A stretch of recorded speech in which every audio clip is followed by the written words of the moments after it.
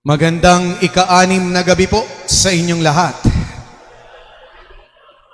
Pakibati naman po ng God bless you ang katabi mo.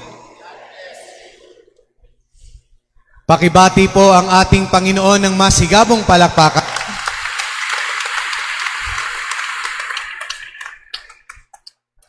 At anim na gabi na nga tayong nagsasama-sama. At sa ika-anim at kalagitnaan na ng lahat ng ito, halina at maranasan ang rason kung bakit may nobena. Ito ay sa karangalan ng ating inang si Maria. At katulad ng mga tauhan ng Belen na ating inaabangang makumpleto sa Pasko, ang inang Maria ay tuturuan tayo na maging bukas. Tuturuan tayo na maging bukal. Tuturuan tayo na maging bukod tangi. Kaya tatlong salita ang ating matututunan sa inang Maria. Una ay ang salitang bukas. Pakiulit nga po. Pangalawa ay ang salitang bukal.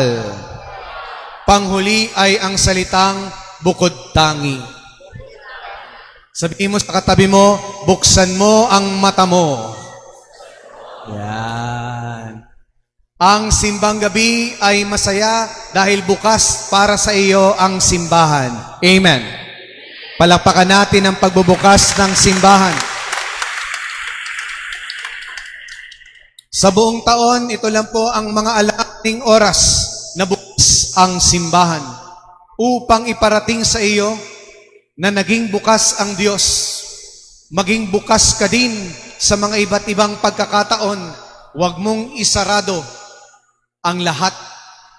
Meron pa ring papasok na biyaya. Katulad mong pumasok sa simbahan at binati mo ng God bless you ang katabi mo, sana maging biyaya ka naman talaga sa katabi mo. Amen. Pero ramdam mo na yan, sa di mo namamalayan, 6 na gabi na tayo nagsasama-sama. Alam mo na kung saan siya nakaupo. Alam mo na kung saan kayo nakaupo. Alam mo rin kung may nakaagaw sa upuan mo. Pero maging bukas.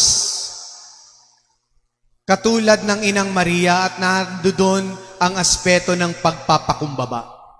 Dito ang pagkakaiba ni Sakaraya at ng inang Maria. Nung sila'y sinabihan ng mabuting balita, hindi naman talaga naintindihan ng inang Maria ang balita sa kanya. Amen. Batang-bata pa siya. Sasabihan ka ba naman na ikaw ay magiging ina ng Diyos? Hindi ba ganun din ang ating buhay? May mga hindi ka maintindihan. Bakit ka naririto? Pwede ka naman manood ng Netflix. Bakit ka naririto? Buksan mo ang puso. Buksan mo ang iyong pananaw. Huwag kang makitid. Narito ang Diyos. Amen. Sabihin mo sa katabi mo, makitid. Pangalawa, mahirap din po kung laging bukas. Baka pasukin ka ng magnanakaw. Ayan nga po ang sa atin sa simbahan, laging bukas, laging ninakawan. Sabi mo sa katabi mo, magnanakaw. Ang hirap maging bukas kasi sumusugal ka. Paano kung lagi kang bukas at may dalawa yan maubusan ka at masobrahan ka?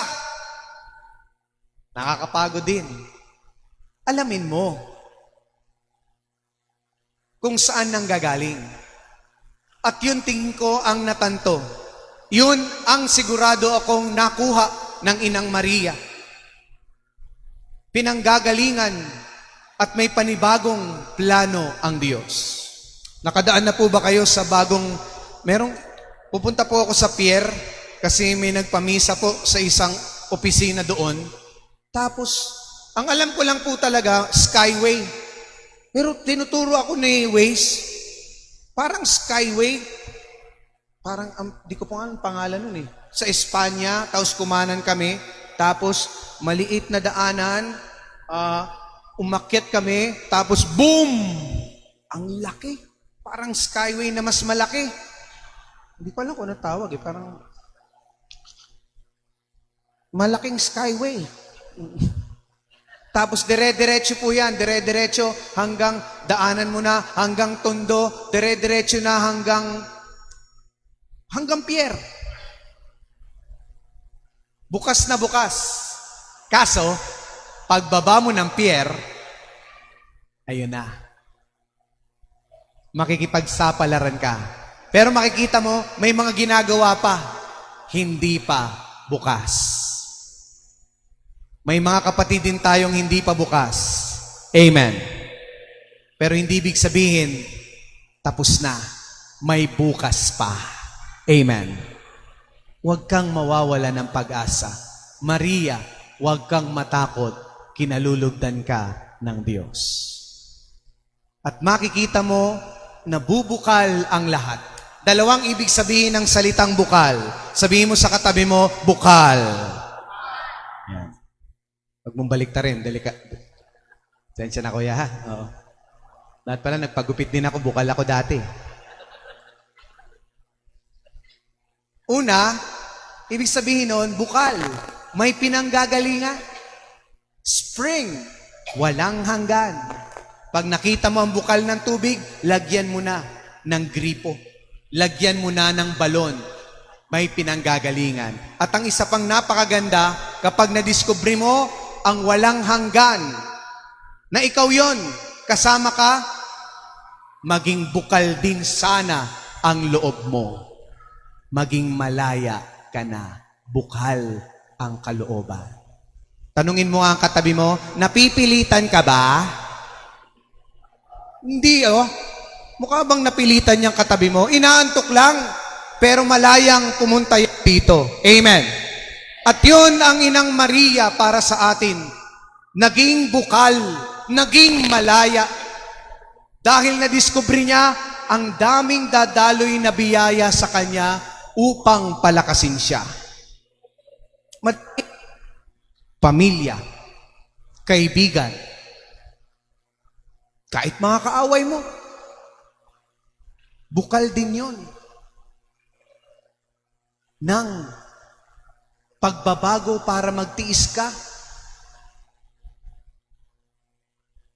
at ayusin ang iyong sarili.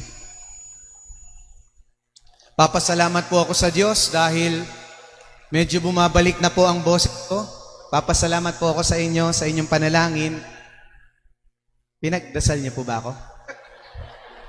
Hindi yata. Okay.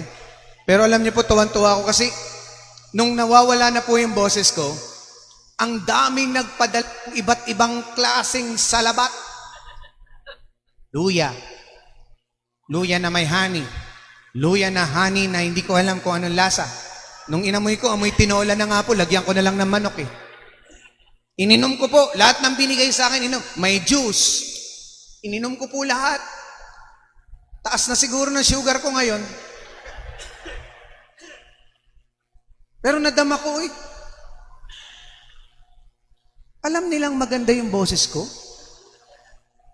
Kapal ng mukha. Alam nila na nahihirapan din ako.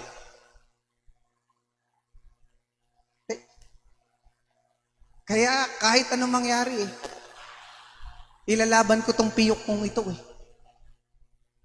Maraming salamat po sa bukal ng inyong malasakit sa aming mga pari. Hindi mo namamalayan, paglaya mo sa Panginoon ay paglaya din ng kapwa mo para siya ay maging maayos. Amen. Ang pagbubukas at pagiging bukal mo sa Diyos, bukod tangi yan, tulad ni Maria. Hindi tayo magkakaparehas, pero may mga biyayang iyo lamang. Pambihira, eka nga. Dahil yun din ang iyong karanasan na hindi mo pwedeng ikumpara dahil ito ang gantimpala sa iyo ng Diyos. Pero, dapat matuto tayong maghintay. Sabihin mo sa katabi mo, huwag kang atat. Matuto tayong magnilay. Sabihin mo sa katabi mo, magdasal. Matuto din tayong mag-Diyos ng sarili para ihanda ang lahat na tanggapin ang Panginoon. Sabihin mo sa katabi mo, maligo ka.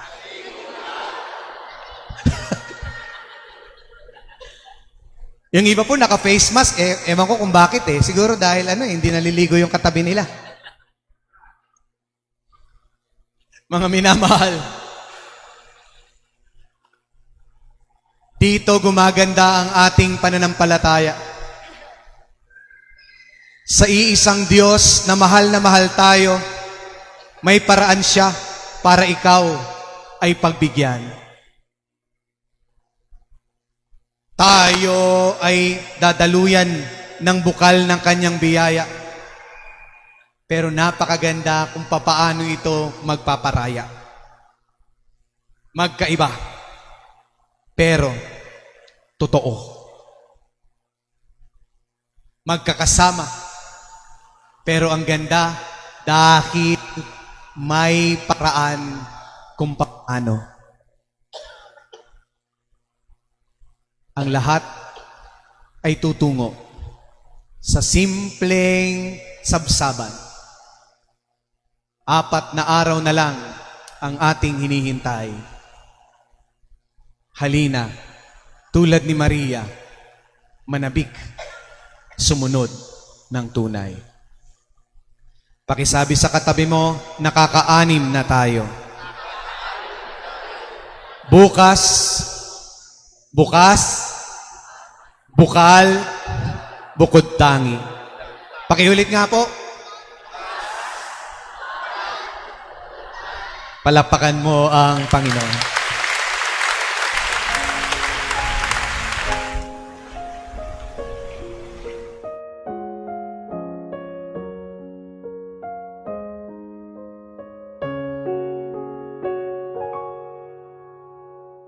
May this building which we dedicate to your name be a house of salvation and grace, where Christians gather in fellowship, may worship you in spirit and truth, and grow together in love, in real love, through Christ our Lord. Amen. Maraming salamat po at magandang gabi sa inyo. Mga kaparokya, mag-like and subscribe na po sa ating official YouTube channel, www.youtube.com/hfprojas at I-follow na ang ating Facebook page, www.facebook.com/hfprojas. Maraming salamat po. mga kaparokya.